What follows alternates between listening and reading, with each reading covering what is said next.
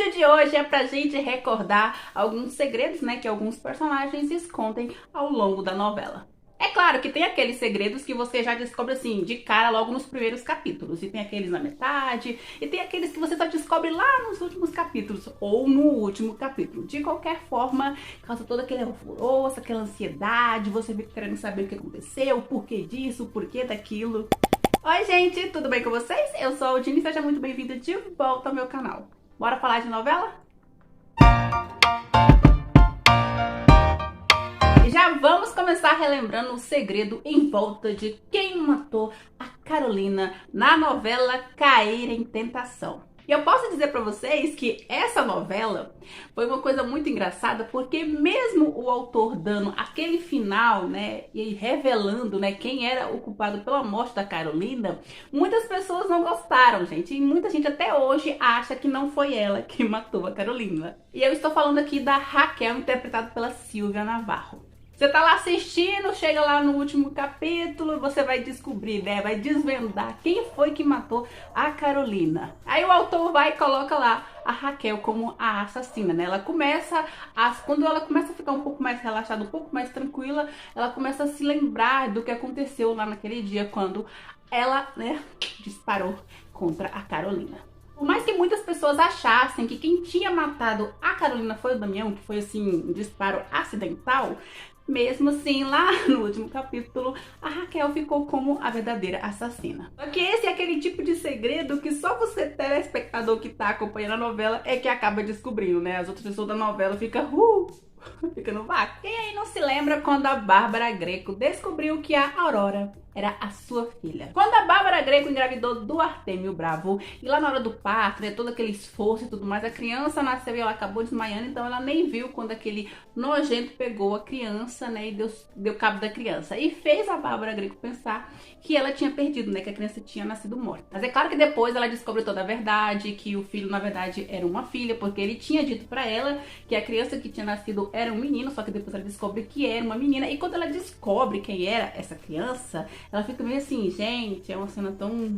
E quando ela vai contar pra Aurora, né, que ela é a verdadeira mãe dela, é um momento tão assim... Eu sei, gente, a Iana não prestava na novela, mas, né, gente, fazer o quê? Mas enfim, a gente não pode passar pano pra ela, porque afinal de contas ela fez muitas coisas horríveis nessa novela. Até com a própria filha dela eu sei, na época ela não sabia que a menina era a filha dela. Mas, né, gente, ela fez de qualquer forma. Imagine pra cabecinha da Aurora quando ela descobre quem é a verdadeira mãe dela e também quem é o verdadeiro pai dela. Gente, aquelas duas criaturas sendo pai daquela menina que era tão fofa, tão maravilhosa, né? Que diferença. Na novela Amigas e Rivais, a gente acabou descobrindo um podrão da Patrícia, porque ela era tida como uma santa imaculada na novela, né, gente? Mas a gente acabou descobrindo que o Roberto de la Ouro Júnior não era filho do Roberto de la Ouro. E outro segredo que também foi revelado nessa novela, né, durante todo aquele clima de tensão que a Rosana tava proporcionando pro pessoal, ela tava tacando terror, gente, mas pra tentar salvar o Roberto Júnior, a empregada, né, a Carlota, teve que acabar dizendo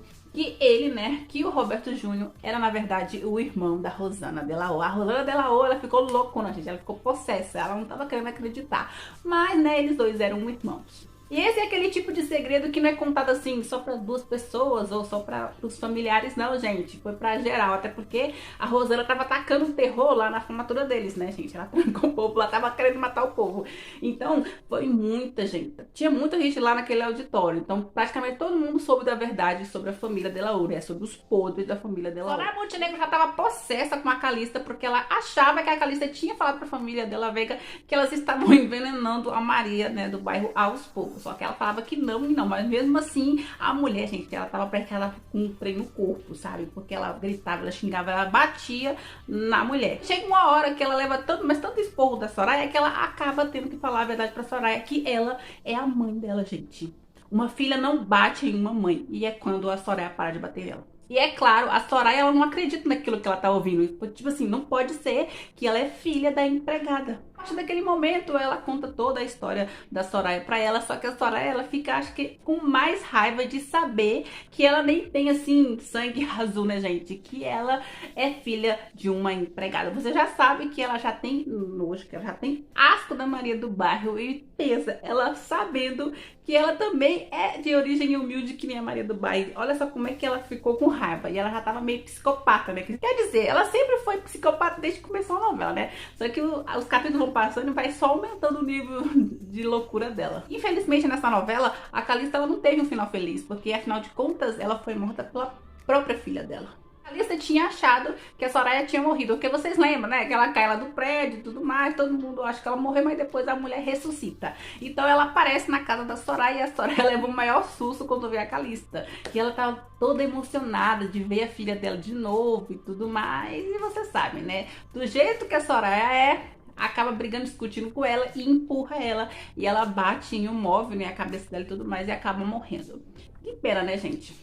Rebelde era em volta de muitos segredos, de muitos mistérios. E como são muitos mesmo, gente, vamos relembrar um aqui, que foi sobre o tutor da Josi. Quem era o tutor da Josi, gente? Gente, ficou uma enrolação nessa novela e sempre dava a entender que era isso, que era aquilo. Ela consegue, gente. Depois de tanto ficar lá vasculhando as coisas do Gastão, ela acaba descobrindo que ele, na verdade, é o tutor dela. A novela ficava sempre nessa encebação, né? Dando a entender que era isso, que era aquilo, mas acaba que ela vai fazer a investigação, as pesquisas dela e acaba descobrindo isso. É claro que a princípio o Gastão até tenta negar, mas depois não dá mais não, gente. Ela acaba jogando na cara dele tudo que ela descobriu sobre ele, né? Sobre o Ricardo Cisiega, que era o pai do Gastão, que quando ele morreu, ele, né, deixou o Gastão, né, como o tutor da Josi. Ou seja, além de tutor da Josi, o Gastão também era irmão adotivo dela, porque, né, o Ricardo Cisiega adotou a Josi, né, cuidou dela durante todo o tempo, aí quando ele morreu, ficou a cargo do Gastão agora cuidar dela. E o Gastão ficava muito revoltado com isso, com o pai de ter que ficar cuidando dela e tudo mais. Mas a gente sabe que lá no fundinho do coraçãozinho dele,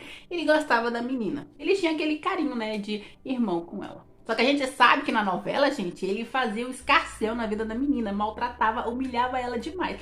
E olha que ele dizia isso, que era pra ela, tipo assim, ela tinha que enfrentar esse tipo de situações pra ela poder ser forte, ela crescer na vida e tudo mais. Só que, gente, ele pegava muito pesado com a Josi, muito mesmo. E olha que ele vai levando essa raiva dele, empurrando essa raiva até o dia que ele morre. Porque no dia que ele morre, gente, aí ele fica mais assim, né, mais calminho, ele acaba dizendo, né, que gosta da Josi, né, que amava ela e tudo mais. Gente, foi um chororô daqueles. Na novela Café com Aroma de Mulher, e eu estou me referindo à versão que tem o Gayecker e a Margarita de Francisco, nessa versão tinha uma parte lá na novela que era a tal da leitura do testamento. Só que para fazer a leitura do testamento, a Carmela e a Gaivota tinham que estar presentes. Aí já rolou o bafafá, porque a Cecília e companhia, né? A Cecília era a esposa do Otávio Valejo, mas as outras pessoas começaram a pensar, né? Por que elas duas tinham que estar presentes na leitura do testamento? Aí começaram as especulações. Ah, certeza que ela era amante do Otávio Valejo,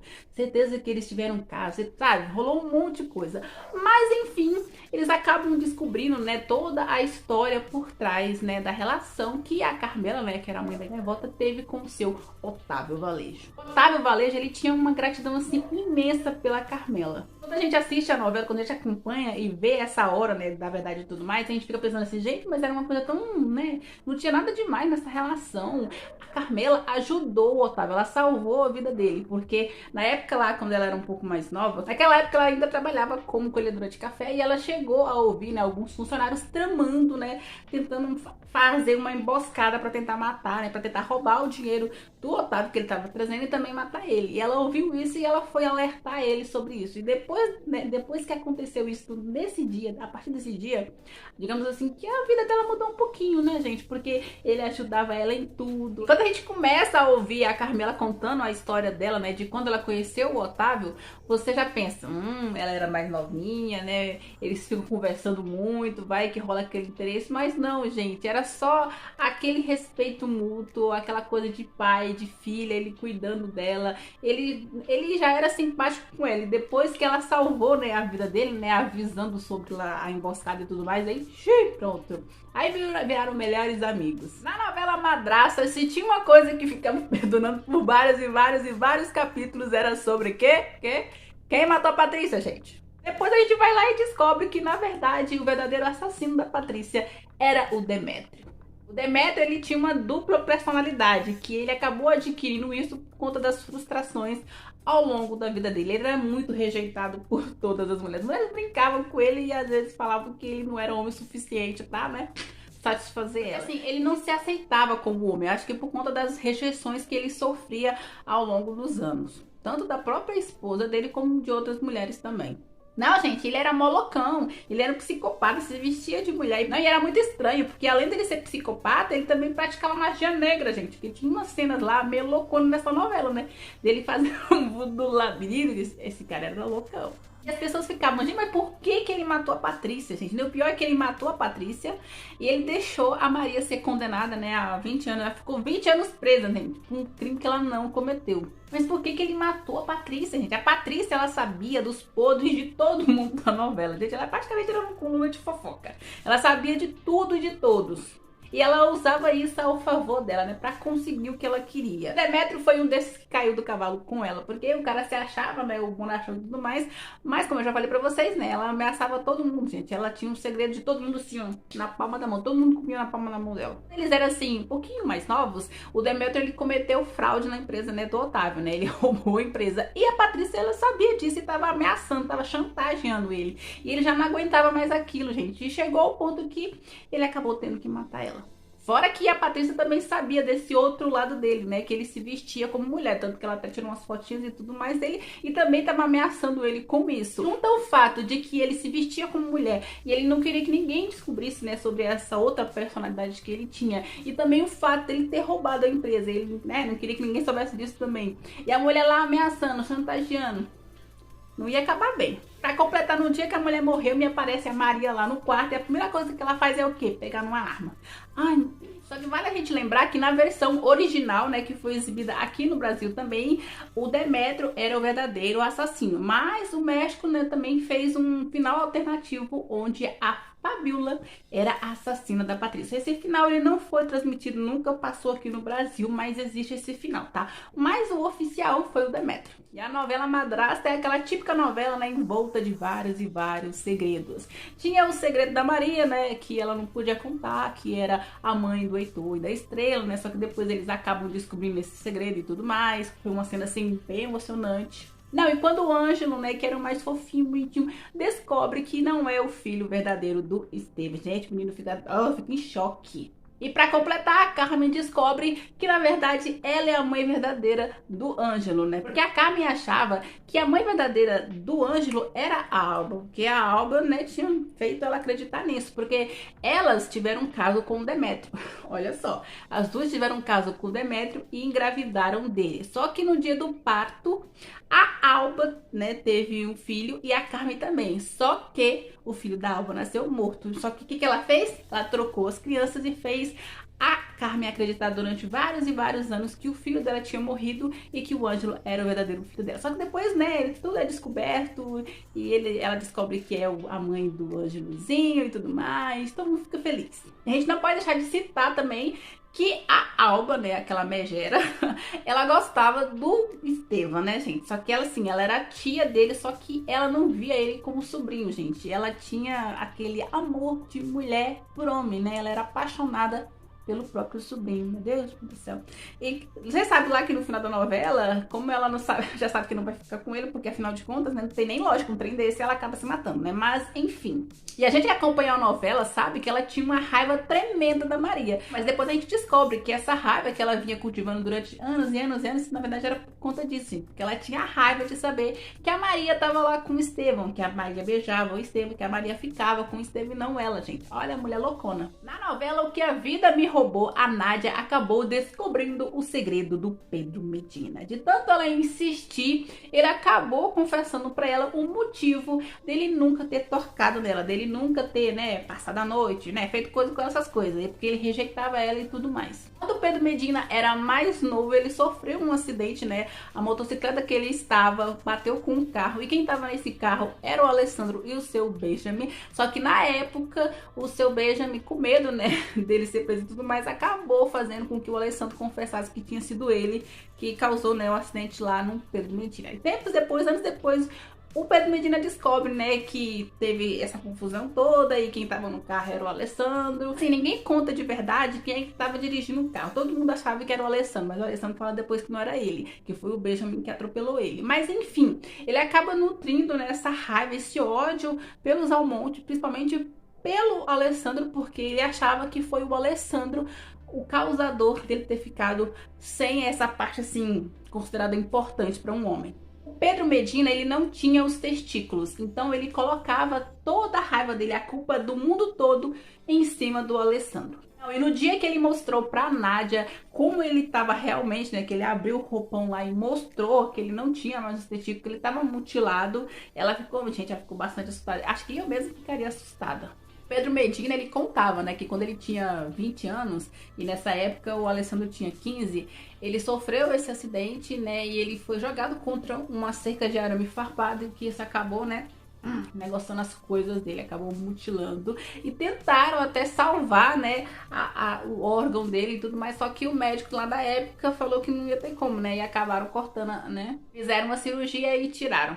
O médico falou na época pra ele que ele ia conseguir ter uma vida normal, que ele ia conseguir fazer isso e aquilo, só que na verdade o Pedro Medina ele não consegue, então isso deixa ele mais revoltado. Esse segredo com certeza deixou muita gente em choque porque se tratava de um abuso. E eu estou falando da novela Meu Pecado, né, onde a gente descobre o real motivo da Rosário odiar tanto a Lucrécia. Lucrécia descobre pela própria boca da Rosário que além da Rosário ser mãe dela, ela também é irmã dela. Gente, foi uma cena assim muito, mas muito emocionante, né? Um show de interpretação da Daniela Castro e da Maite Perrone, porque foi uma cena muito forte, porque foi revelado o porquê dela odiar tanto, né?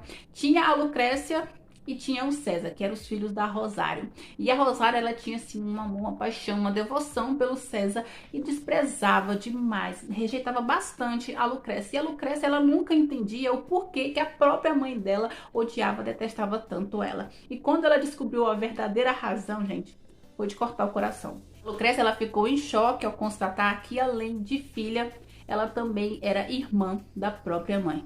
E esse negócio de abuso é uma coisa muito, mas muito séria, assim, porque a gente sabe que muitas famílias, às vezes, passam por esse tipo de coisa, né? Aqui acontece esse tipo de coisa dentro da própria casa e, às vezes, né, a criança, né, o adolescente, ele, às vezes, não pode falar com medo, né, essas coisas. Eu sei que ainda tem muitos outros segredos que a gente tem que comentar aqui nesse tipo de vídeo, mas bora deixar para uma segunda parte, ok? Então, se vocês quiserem uma segunda parte, já deixa um comentário aqui embaixo, né? Vamos relembrar mais alguns segredos de alguns outros personagens das novelas mexicanas. E é claro, até a próxima. E como são muitos, vamos relembrar uma aqui interessante, que é sobre o tutor da Josi. Quem era o tutor? Ai, eu tô quase pirrando. Ai, meu Deus. Ai.